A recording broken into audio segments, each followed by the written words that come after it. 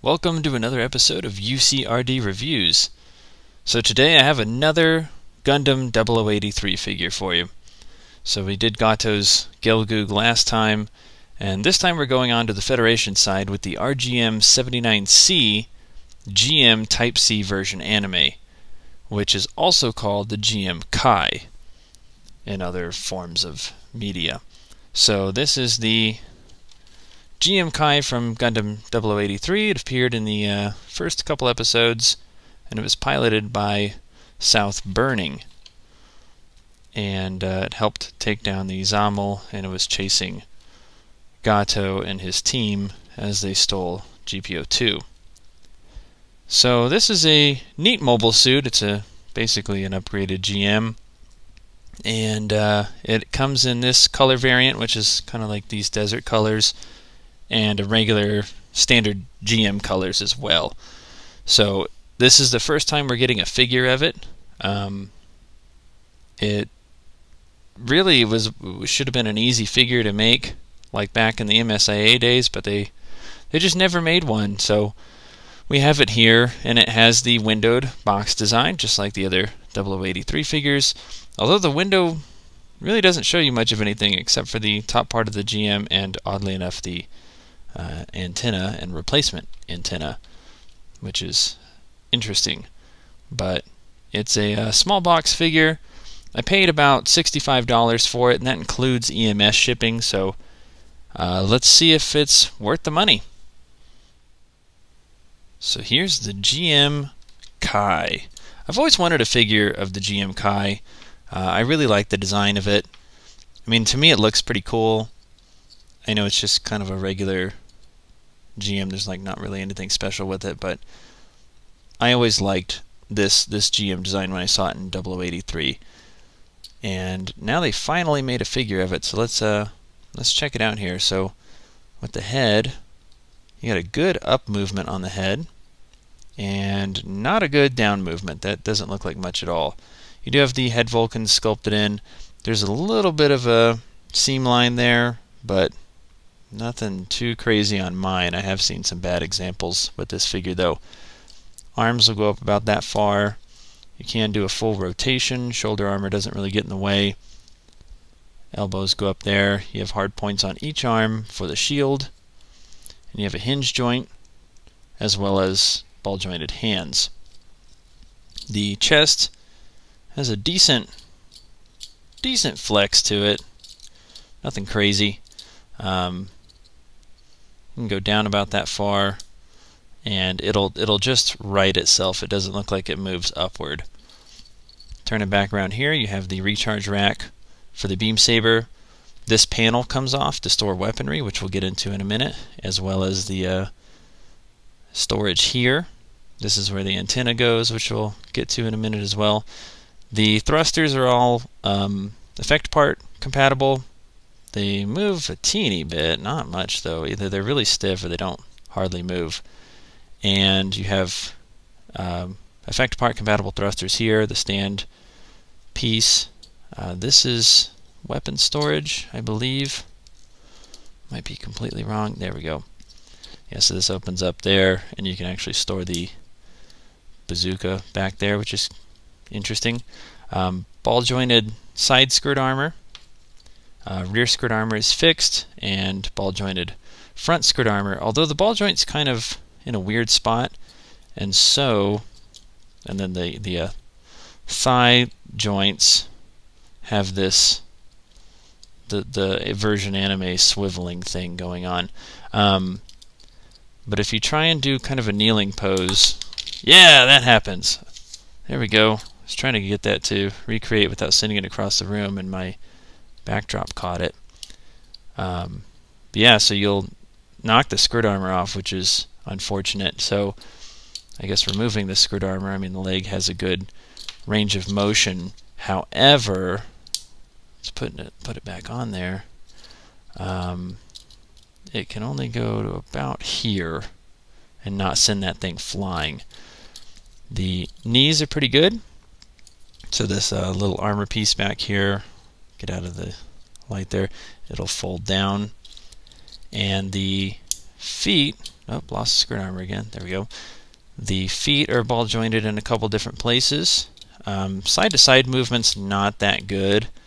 This piece is independent, and let's see, it's got some toe movement compatible with effect parts down here. You have no thigh swivel. It just turns about that far, and then putting the legs outward. Let's see if we send some side skirt armor pieces flying. That's about as far as it'll go without knocking the side skirt armors off. So decent range of movement.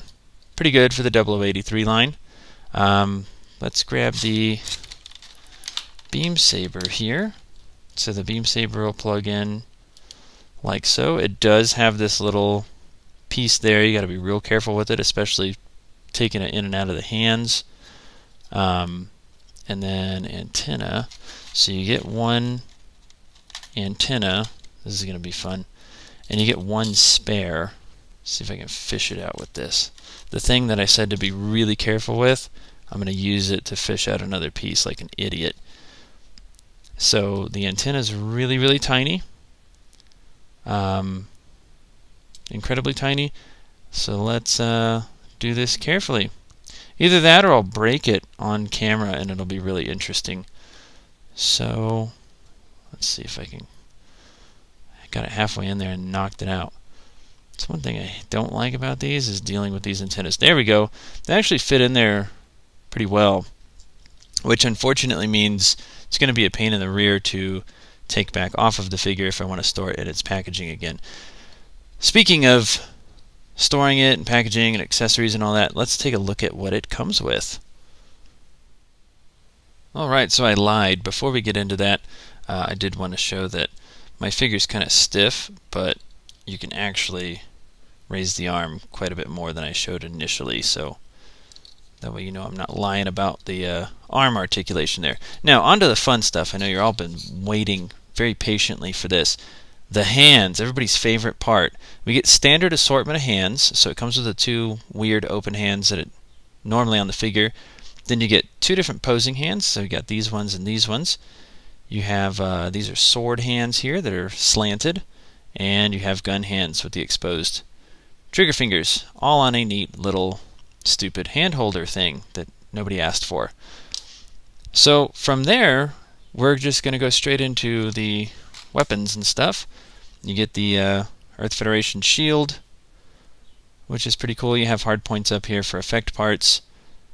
You have a weapon storage piece here, which we don't get a actual weapon storage for the shield, which is interesting. You have to pull it off of another figure. But what we do get is this piece here, which is ball jointed, and this will plug into the shield like so. So you can remove this handle, and we'll grab the figure here, and it plugs right into the arm. And it plugs pretty snugly in there, not too snugly. I mean, it's easy to take back off of the arm. You also get, let me see here, you also get a secondary piece here that plugs it in a different manner. So you'll see that it's just gives you options in how you want it posed on the arm, but you can take those off interchangeably. This piece here, the one that I already had on the shield, also allows, let's see, maybe it is this one. One of these allows the shield to be stored. And how? I don't know. Let me see here. Oh, you know what? It's a third piece. That's why. That's why I couldn't figure it out. So you get this little one here. And so I just don't know what I'm talking about. This one plugs into here. And now we can store the shield. So we're going to turn it a little bit. Now because it's ball jointed, it's kind of weird to store it, because it wants to go backwards like it's doing. But there's a way to do this, and maybe I'll figure it out. There we go. So you can store the shield on the back like so. Pretty easy. You also get the 90mm bullpup machine gun, the one that you probably have a million of now if you're collecting the 0080 and 0083 figures. But it looks nice, has the green camera and everything. I believe we get a storage piece. Yep, I think that's this. So this is the storage piece for the machine gun. So it stores where this panel is. You don't want to lose this, of course. And I think, yeah, it stores right like that. And then what you do is you'll plug it into the side like so. I like the weapons stored up and down like this, not necessarily horizontally.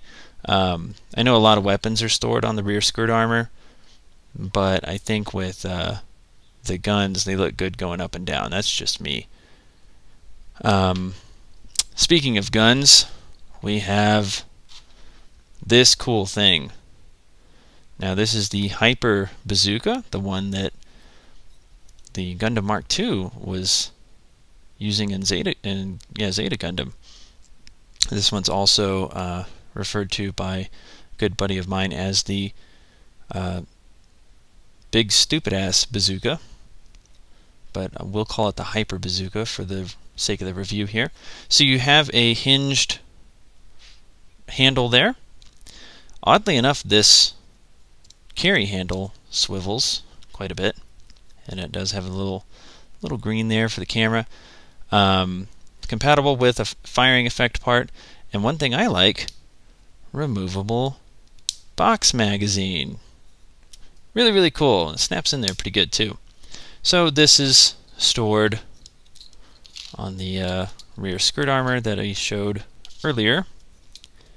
Turn that a little bit, and it just kind of pops right in there like so. Now the bazooka, I think, me personally, I think it would look really good stored on the side like this, but there's no way to do that, unfortunately.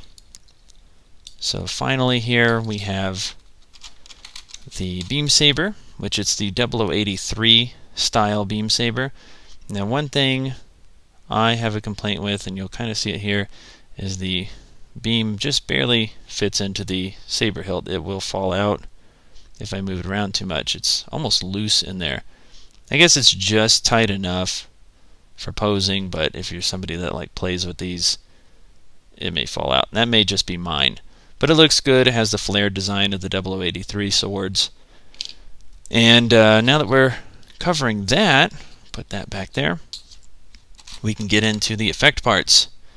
So they're all pretty standard. You get the slashing sword effect, which we got with the GPO-1.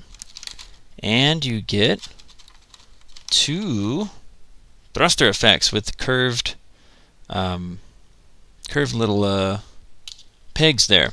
And you can put these really anywhere you want and make it look like your GM Kai is flying around, which is pretty neat. Pretty cool. So let's take a look at the GM Kai compared to another figure real quick. Alright, so for the comparison I chose the GM Command space type here. So let's play a fun game. We have a $90 some odd figure, GM, and a $65 GM figure. Can you spot the difference? Neither can I. In terms of sculpt and everything, they're a bit different, but interesting to see the differences between the two. The Kai type, you can tell a different artist designed the Kai versus the GM Command.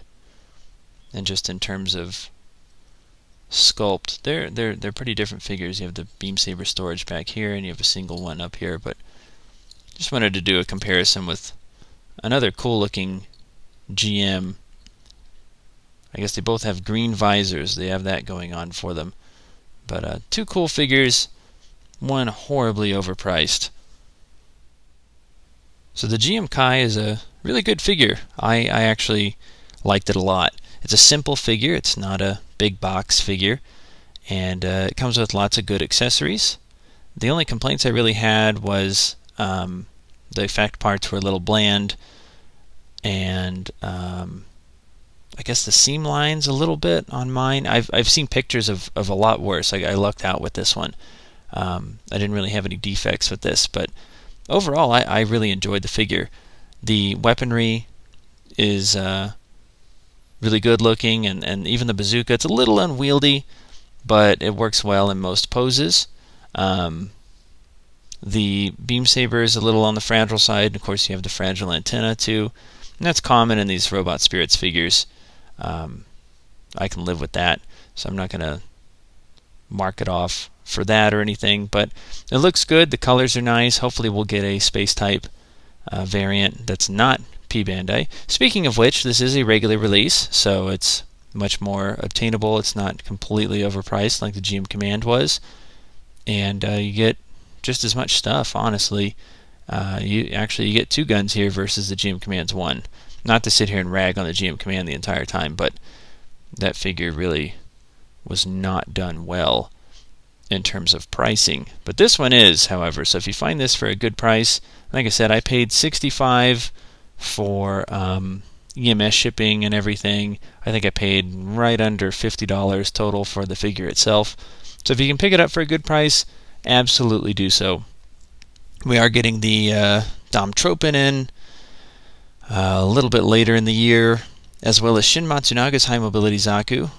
I think they teased Johnny Ryden's High Mobility Zaku as well. So there's lots of cool stuff coming out. So the next cool thing, though, I think that I'm going to be reviewing is the Zommel.